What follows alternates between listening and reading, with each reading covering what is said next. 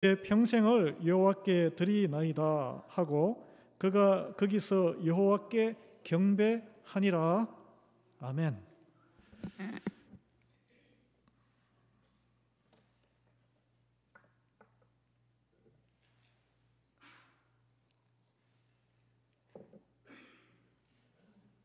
네, 할렐루야. 날씨가 많이 추워졌죠. 여러분, 보통 급한 일을 당했을 때에는 마음이 간절해지죠. 그런데 그 문제가 딱 해결되면 그때 마음과 그때 했던 약속을 좀 싹 잊어버리는 경향이 우리에게는 있습니다. 그걸 이제 우리가 보통 쓰는 말로 화장실 갈 때의 마음과 이제 화장실에 갔다 올 때의 마음이 다르다고 이렇게 말을 하죠. 그러나 상황이 변해도 마음이 변하지 않는 사람들이 있어요. 그런 사람들을 보면 어떻게 평가합니까? 이 사람 심지가 굳은 사람이네. 그리고 신용이 있겠네. 믿을 만한 사람이네. 이런 평판을 받지 않습니까? 오늘 여기에 본문에 여러분 지난주에 말씀에 이어서 이어지는 말씀인데, 아이를 낳지 못해서 남편이 또 새 여인을 부인을 첩을 들여서 아이를 놓고 또 그 여자가 자기를 본부인을 얼마나 핍박을 하고, 이 사는 게 아니죠. 고난 가운데 인생을 살았던 한나라는 여인이 서원 기도하는 끝에 드디어 아들을 낳게 되었습니다. 이 기적이에요, 기적. 여러분, 이 생명은 하나님이 주시는 거기 때문에 기적 같은 일인데, 이런 그 귀한 아들을 놓으면 얼마나 그 아들에게 애지중지 매달리겠습니까? 여러분 자녀 키워 보신 분은 아시잖아요. 여러분, 특히 한국 부모들, 특히 엄마들이 우리 앞세대, 요즘은 안 그런데 아들에 대한 집착이 심하고, 요즘은 아들, 딸 관계없이 자녀에 대한 집착이 참 강합니다.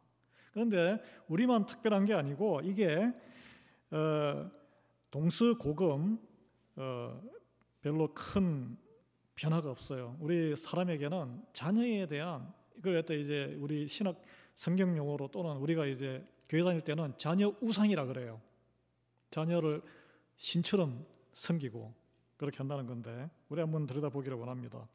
그래서 자녀를 어떻게 하든 남들보다 더 잘 출세시키고 나은 인생을 살게 하기 위해서 좋은 학군으로 이사가기를 밥 먹듯이 해요.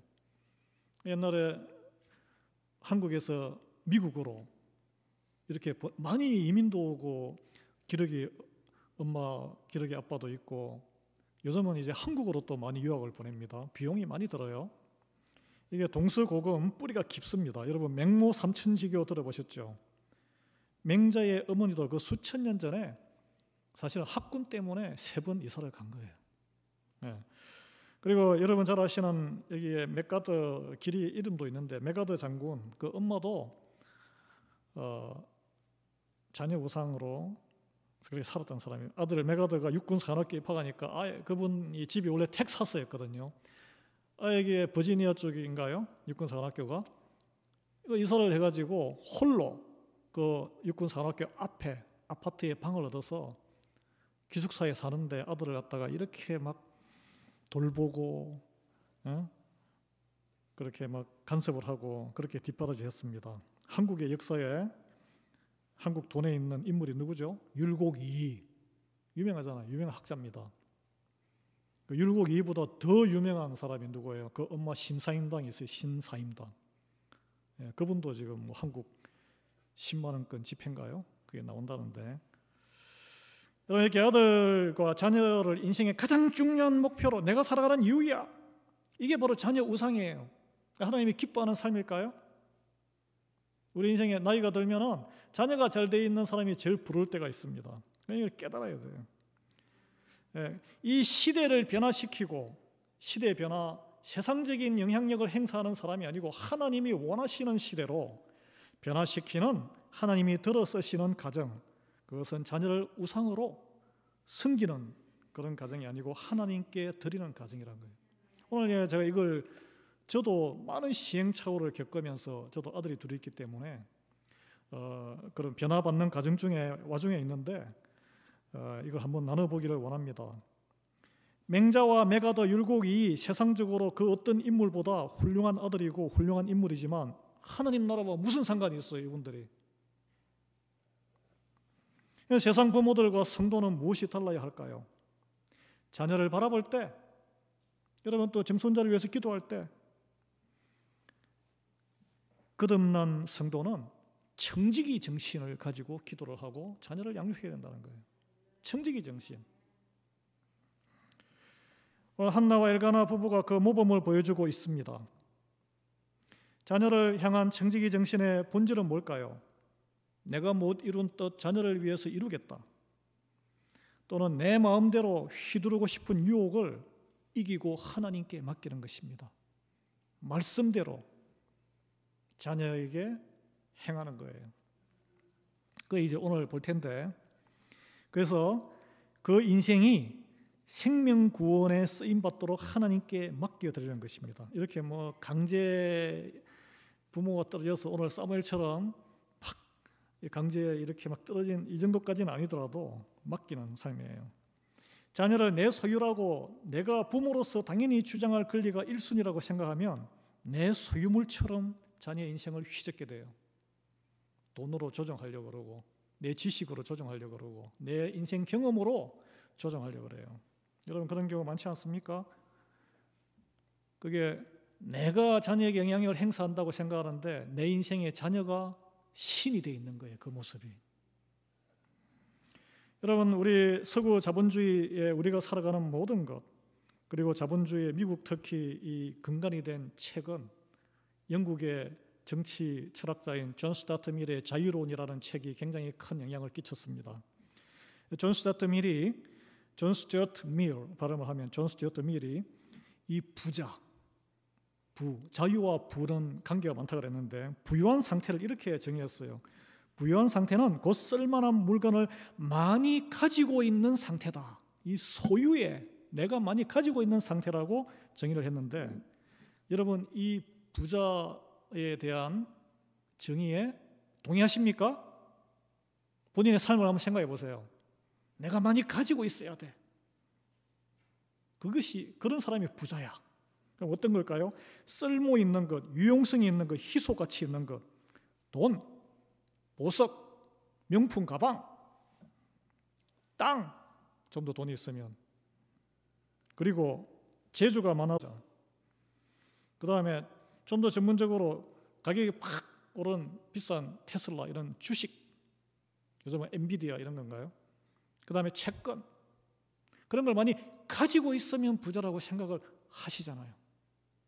안 그렇습니까? 과연 그럴까요? 이탈리아에 가보자. 이탈리아의 밀라노 대성당에 가면 십자형 통로 가운데 지점에 카톨릭 당시에 그 옛날에 주교였던 15세기에 카톨릭 주교였던 카를로 보로메오라는 그 주교의 방부 처리된 시체가 350년 동안 거기에 누워 있답니다. 제가 사진 한번 보여주실래요? 예, 사진 한번 보여주세요. 다음. 예. 손에는 이 황금으로 된 주교의 지팡이를 쥐고 있고 가슴 위에는 에메랄드 십자가가 있다 그래요. 주교가 사용하는 황금 지팡이 그리고 에메랄드 십자가 비싸죠. 골동품까지 되어 있으니까 또 얼마나 비싸겠습니까? 그러나 이 죽고 방부 처리된 유해가 가지고 있으면 그게 무슨 소용이 있어요? 그 물건을 이분이 소유했다고 할 수 있을까요? 저분이 부유한 삶이라고 할 수 있을까요? 또 비슷한 예로 캘리포니아에 그 다음 또 사진이 또 있습니다. 캘리포니아로 향하다가 난파된 선박에 타고 있던 한 승객이 무려 200파운드에 달하는 이 금괴가 든 전대를 온몸에 두른 상태로 물바닥에 깔아앉아서 죽어 있는 것을 해저 바닥에서 발견된 사건이 있었습니다. 200파운드면 90kg, 제가 찾아보니까 돈으로 요즘 시세로 500만 달러. 여러분 이 승객이 배가 침몰하는 와중에 금괴를 가지고 나는 부자야 하면서 이렇게 쫙 가라앉아 죽었는데 그 사람이 부자였을까요? 아니면 금괴가 그 승객을 소유하고 있었을까요? 우리가 한번 내 삶을 생각해 봐요. 또 다른 같은 영국의 사상가 존 러스킨이라는 사람이 있습니다. 그분은 마태복음 20장 14절에 나중에 온 사람에게도 똑같은 그 임금을 준 그 하나님 그 포도원의 그 비유를 들어서 경제 사상을 이렇게 이 책이 있는데, 이분은 진정한 부를 다르게 해석을 했어요. 가지고 있는 유용한 것이 얼마나 있느냐, 내 수중에 얼마나 있느냐가 이게 부유한 게 아니고 가치 있는 일에 사용할 수 있는 역량이라 그랬어요. 하나님 축복을 얼마나 내가 많이 누리고 있느냐, 이게 하나님의 은혜와 복을 받은 사람이 아니고 내가 얼마나 축복의 통로로 쓰임받고 있느냐, 이게 하나님의 진정한 축복이라고 우리는 성경적으로 해석할 수 있는 것과 똑같은 거예요. 내가 많은 재산을 가지고 있는 게 부자가 아니고 내 잔고에 딸딸딸 돈이 없어도 수록 마이너스라도 많은 것을 나를 통해서 도와줄 수 있고 이루는 그런 역량이 있는 사람이 진정한 부자란 거예요.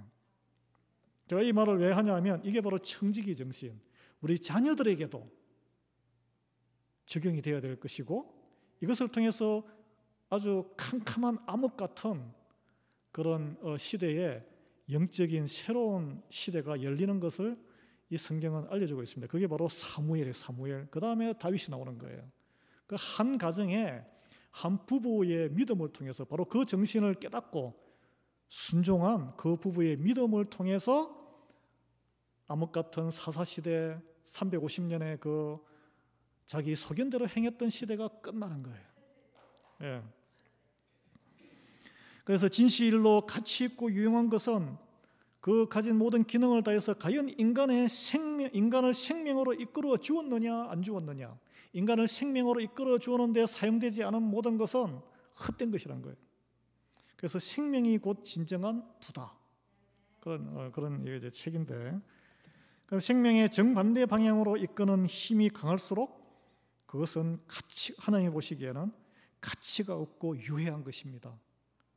권력을 많이 쥐고 돈을 더 많이 지면은 그걸 이용해서 얼마나 사람들을 괴롭히고 다른 헛된 생명을 죽이는 일에 많이 사용합니까? 지금 벌어지고 있잖아요. 지금 이 세상에서 마찬가지예요. 여러분 자녀들이 어떻게 살기를 원하세요? 세상적으로 더 좋은 학벌에 더 좋은 능력을 가지고 그 능력이 어떻게 사용되기를 원하세요? 차라리 악하게 쓰이면 그 능력을 안 갖는 게 나아요. 안 갖는, 그냥 하루 세 끼 먹고 비난하게 사는 게 더 나을 수 있습니다. 가난한 게 도리어 더 축복일 수가 있어요.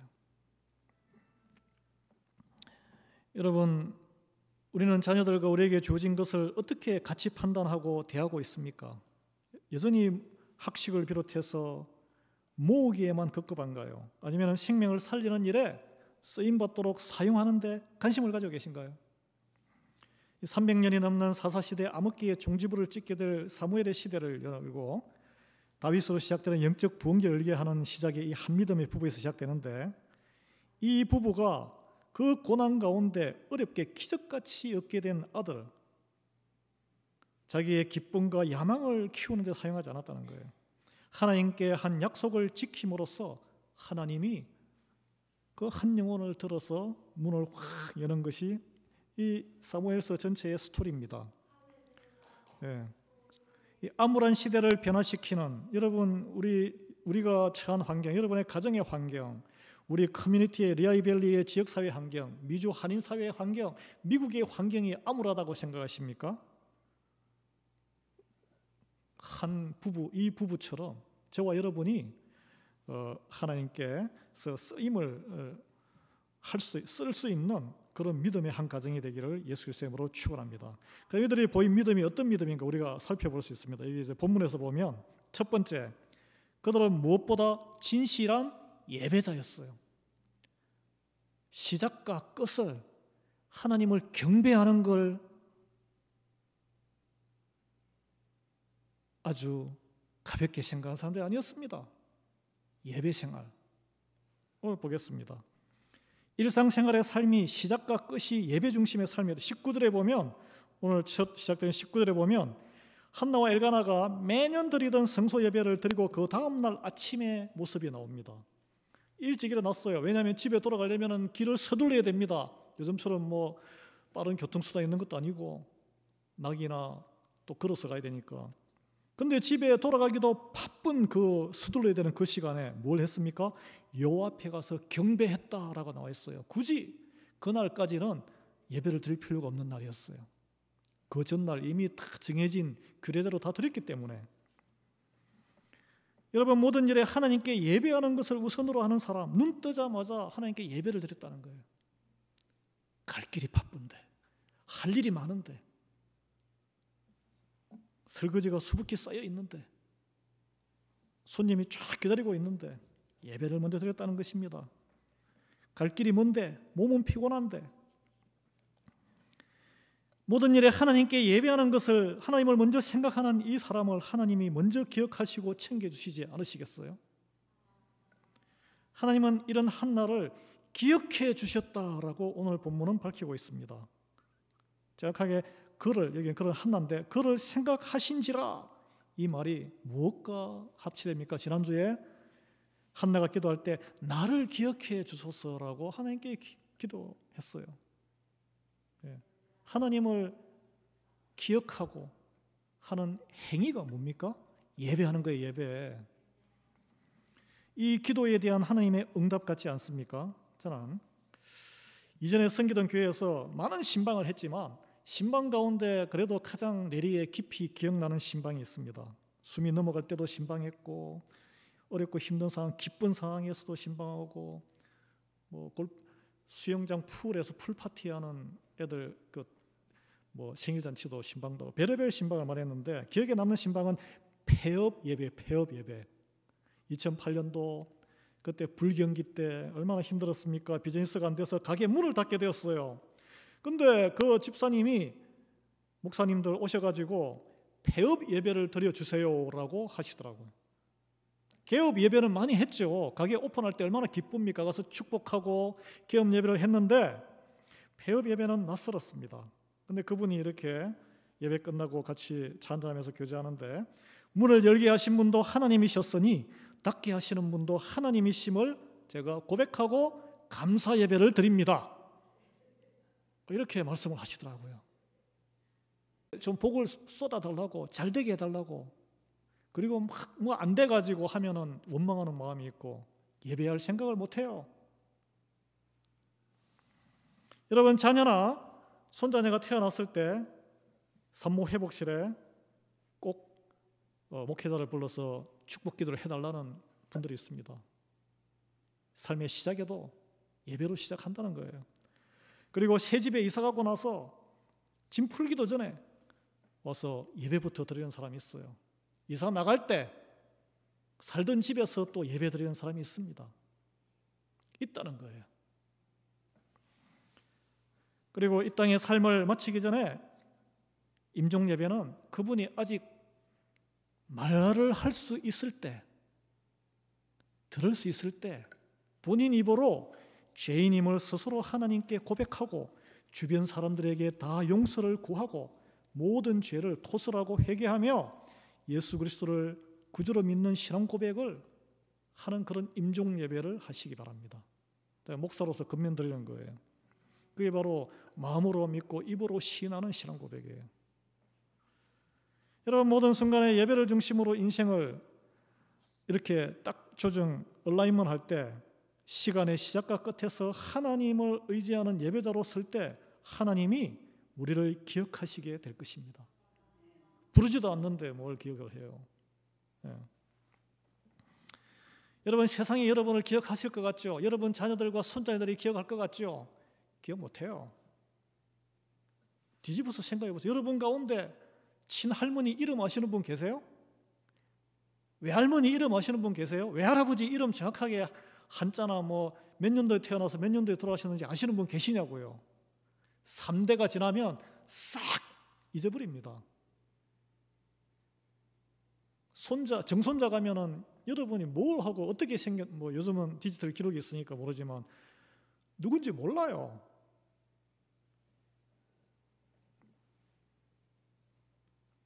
예배자로 살아가는 이들은 하나님이 영원한 생명책에 그 이름을 기록하신다고 약속하셨어요.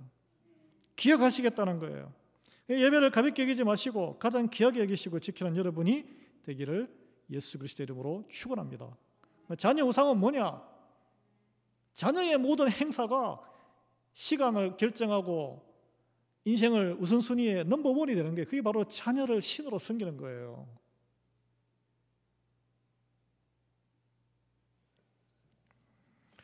두 번째, 한나와 엘가나는 서원을 지키는 사람이었습니다. 서원은 뭐냐면, 그래서 한나 같은 경우는 자기에게 이루어졌죠. 남편 엘가나는 부인 한나에게 아들이 태어났음에도 불구하고 매년 성막에 가서 드리는 하나님께 제사는 평상시대로 남편은 드렸어요. 한나는 어떻게 보면은 이 자녀를 너무 가보하는 거 아닌가. 근데 갓난아기를 데리고 그 먼 곳은 갈 수 없어요. 최소한 젖을 뗄 때까지 3년에서 한 5년 걸렸다고 그럽니다. 키웠어요. 그리고 약속을 했어요. 하나님에게 구한 아들이니 하나님에게 드리겠다. 네. 하나님에게 드리겠다. 네. 근데 이건 굉장히 큰 경사고 온 집안이 축하해야 될 일인데,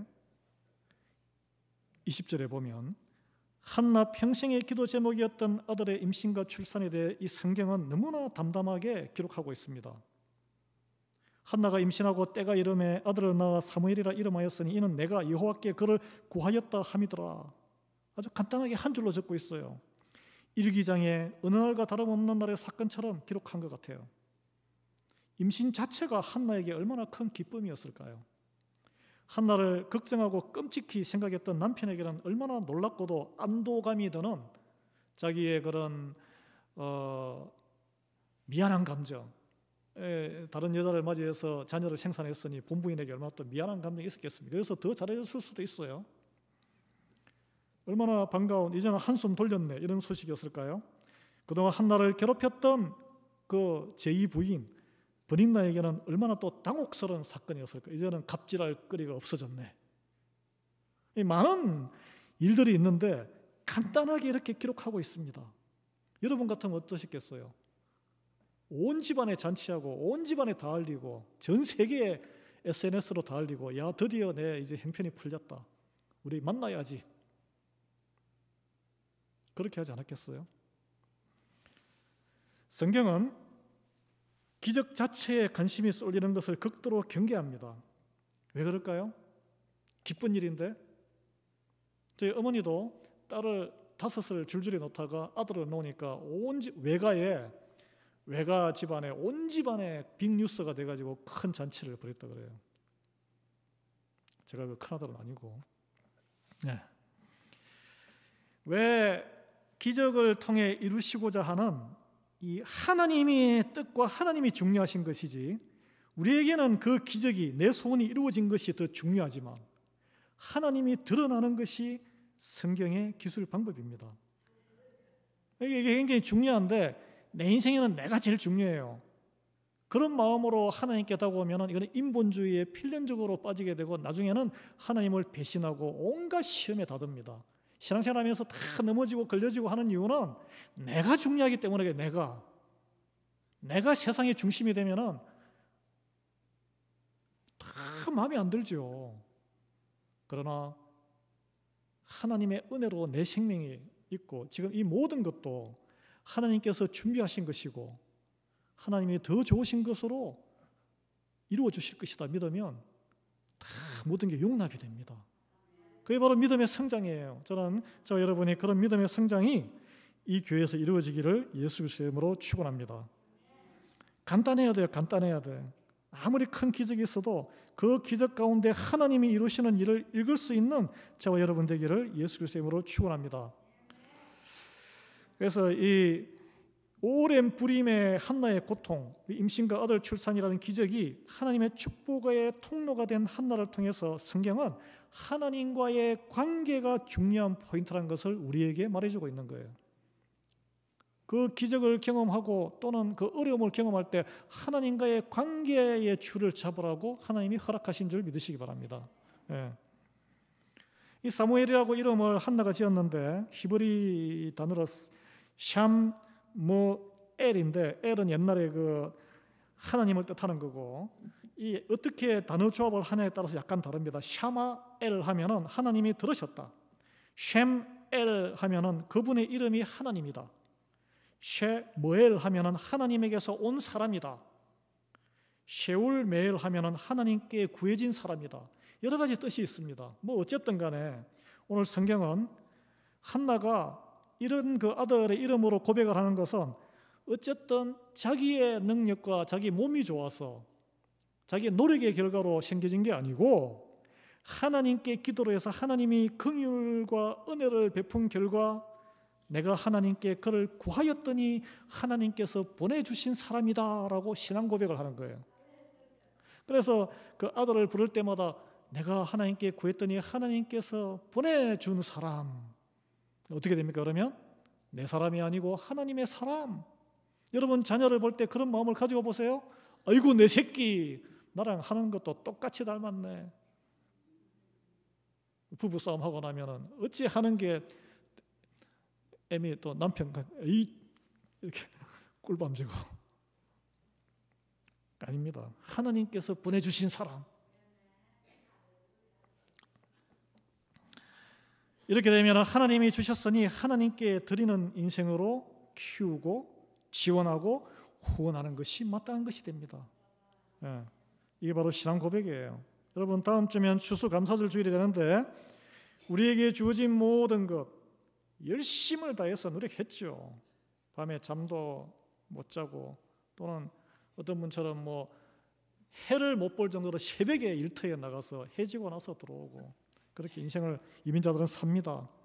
그래서 내 힘과 능력으로 생긴 것인데 이게 믿음이 들어가면 이것도 하나님께서 건강 허락하시고 하나님께서 기회 주시고 말도 잘 안 통하는데 하나님께서 다 허락하셔서 주신 것임을 고백하는 거예요. 그런 고백을 할 수 있는 사람은 성령으로 거듭난 성도밖에 없어요. 세상에 그 누가 내 힘으로 다 했다고 하지 누가 하나님 은혜로 했다고 할 수 있겠습니까? 그래서 이 은혜라는 찬양곡이 그 가사가 굉장히 우리의 신앙 고백을 대신하고 있습니다. 내가 누려왔던 모든 것들이 내가 지나왔던 모든 시간이 내가 걸어왔던 모든 순간이 당연한 것이 아니라 은혜였어. 아침에 가 뜨고 저녁에 노을 봄의 꽃 향기와 가을의 열매 변하는 계절의 모든 순간이 당연하다고 생각하시죠? 근데 성령으로 거듭난 사람은 은혜, 하나님의 은혜라고 생각을 한다는 거예요.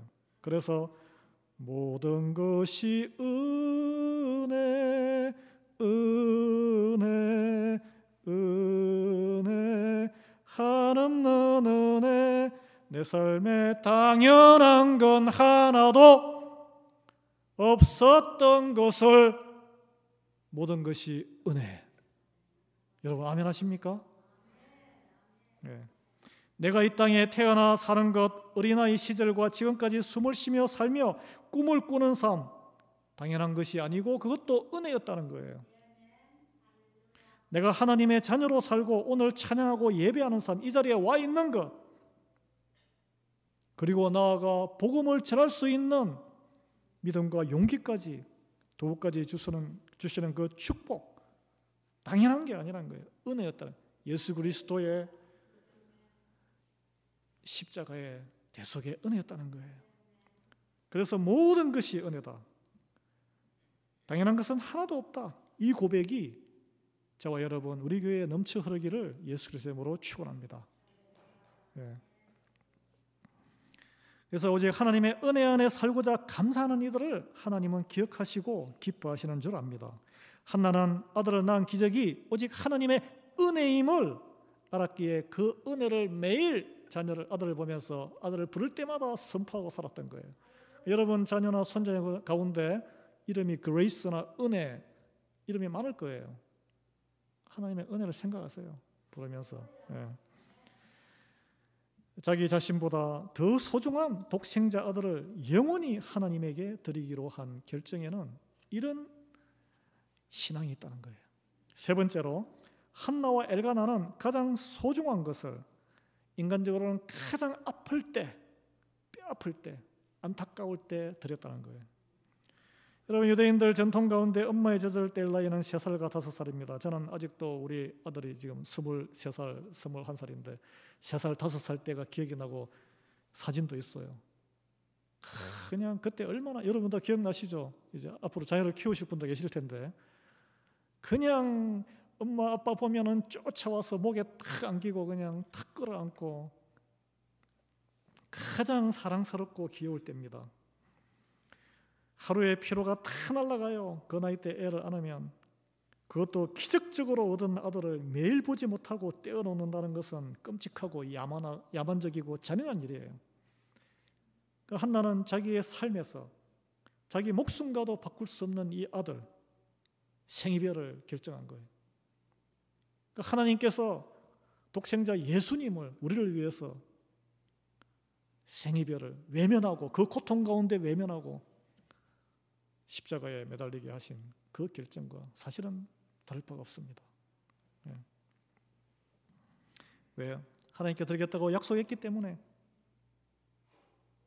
한나가 이런 기도를 했다는 말, 하나님 둘째 아들도 좀 낳게 해주세요. 저의 이런 외로움을, 저의 헌신을 보고 계시잖아요. 이런 기도 했다는 기록이 없어요. 여러 아들 중에 한 명을 드린 것도 아니에요. 아주 오랜 그 불임 가운데 한 명을 낳았는데 막혔던 임신의 문이 열렸지만 둘째를 낳게 될지 안 낳을지 기약이 없는 거예요. 여러분, 성경의 구약에 보면은 첫 열매를 하나님께 드린다는 것은 뭘 뜻합니까? 두 번째 열매가 안 열릴 수도 있잖아요. 모든 것을 드리는 마음을 뜻합니다. 하나님이 그것만 받고 입 쓱 닦으실까요? 그 마음을 받으시고 남들 한 2-3명 놓을 때 6명, 7명, 8명의 자녀를 허락하시는 분이에요. 실제로 한나는 그 뒤에 많은 자녀를 더 생산합니다. 그러나 그 당시에는 한 명밖에 없었다는 거예요.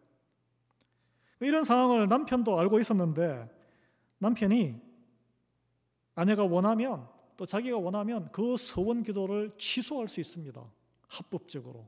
그 구약 성경의 레위기 27장 6절에 보면 은 5세겔을 바치고 서원을 무르는 선포를 할 수 있어요. 아무도 비난하지 않아요.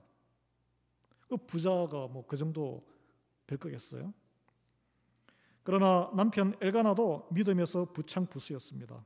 믿음으로 바로 서 있는 집안, 모든 게 하나님의 기뻐하시는 길로 나아갑니다. 남편이 이제 아내가 그렇게 한 3-4년 젖을 뗄 때까지 내가 다 사랑으로 기르고 하나님께 드리겠습니다 하니까 그렇게 하라고. 그리고 한 말이 이게 포인트예요. 오직 여호와께서 그의 말씀대로 이루시기를 원하노라. 당신은 당신 생각이 있겠지. 나도 내 생각이 있어. 그렇지만 말씀대로 이루어지기를 내가 기도하고 그걸 따를게. 이게 부부간의 대화가 되어야 된다는 거예요. 이 가장 간결한 기도문이자 신앙 고백이라고 할 수 있습니다. 한번 연습해 볼까요?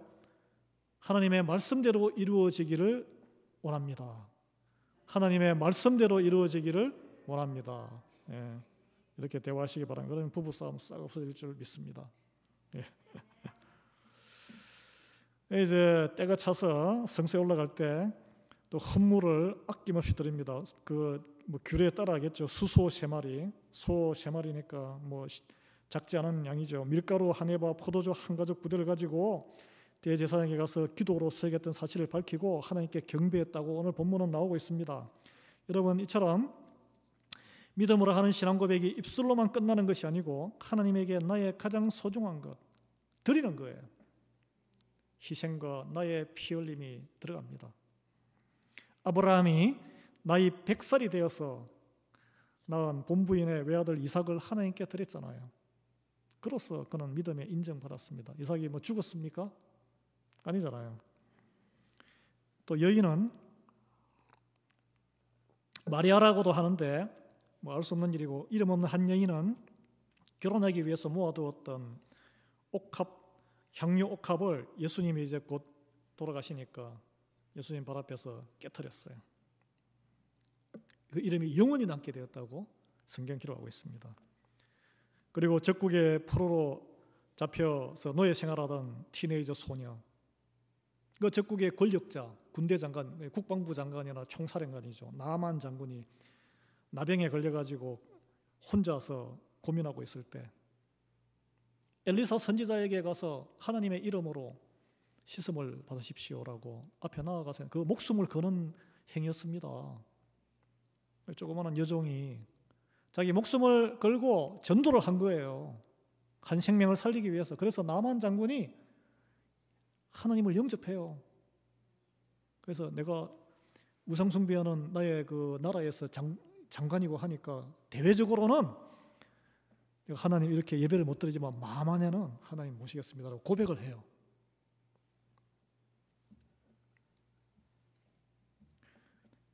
지금은 사이프러스인데 구브로 출신의 유대인 요셉이 있었어요. 해외 동포죠, 유대인. 예루살렘의 초대교회에 얼마나 재정적으로 힘들었겠습니까? 땅을 다 팔았어요. 자기 땅 다 팔았어요. 다 전에 헌금했어요. 그래서 많은 가부들의 구제가 일어났습니다. 그래서 막 교회가 홍황되고,